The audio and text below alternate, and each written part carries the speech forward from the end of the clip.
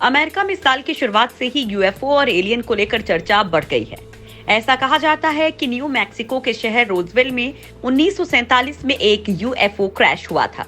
इस दौरान वहां तैनात अमेरिका के पूर्व सैन्य ऑफिसर वॉल्टर हॉट ने एलियन को देखने का दावा किया था। इसके अलावा अमेरिकी रक्षा विभाग के मुख्यालय पेंटागन ने भी इस साल की शुरुआत में कहा है कि वो इसी क्रैश के मलबे की जांच कर रहा है।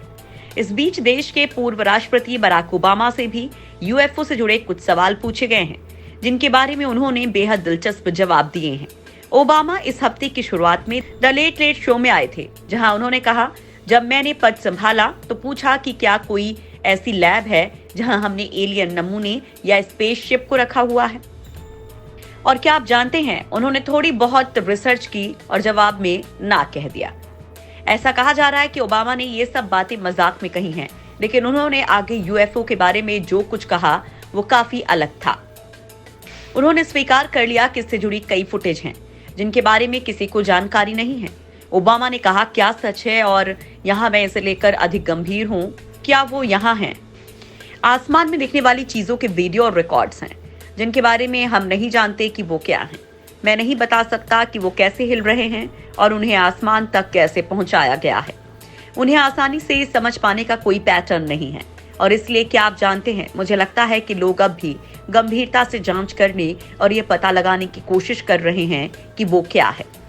अमेरिका में दशकों से इस तरह के वीडियो या दस्तावेज होने की बात से सरकारी अधिकारी इनकार करते रहे हैं, लेकिन ओबामा ने इस बात को स्वीकार कर लिया है। यहाँ यूएफओ का मतलब ये नहीं है कि उसके अंदर कोई एलियन है या नहीं। सीएनएन की रिपोर्ट के अनुसार राष्ट्रीय खुफिया निदेशक और रक्षा सचिव अगले महीने कांग्रेस की खुफिया और सशस्त्र सेवा समिति को एक रिपोर्ट सौंपेंगे, जो अज्ञात हवाई घटना पर आधारित होगी, जिसमें यूएफओ से जुड़ा सारा डेटा और विश्लेषण शामिल होगा।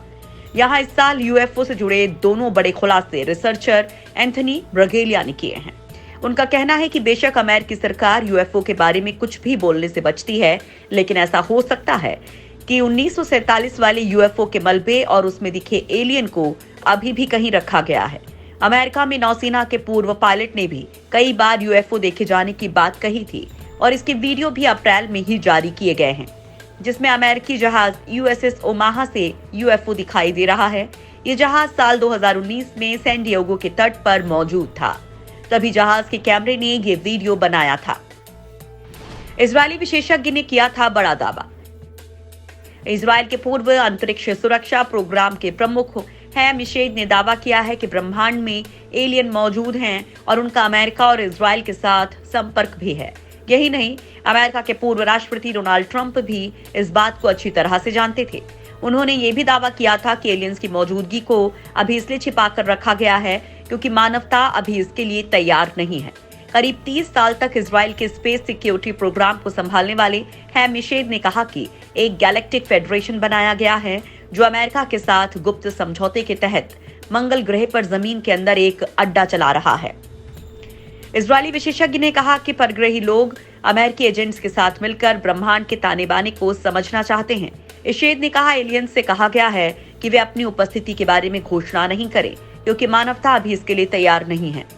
उन्होंने कहा, डोनाल्ड ट्रंप एक बार तो एलियंस की मौजूदगी के बारे में ऐलान करने ही वाले थे, लेकिन गैलेक्टिक फेडरेशन के एलियंस ने उन्हें पहले इंतजार करने के लिए कहा ताकि लोग शांत हो सकें।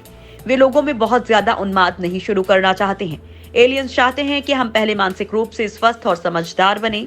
इशेद ने कहा कि उस स्थिति के आने तक एलियंस ने अपनी गतिविधियों को गुप्त रखने के लिए समझौता किया है।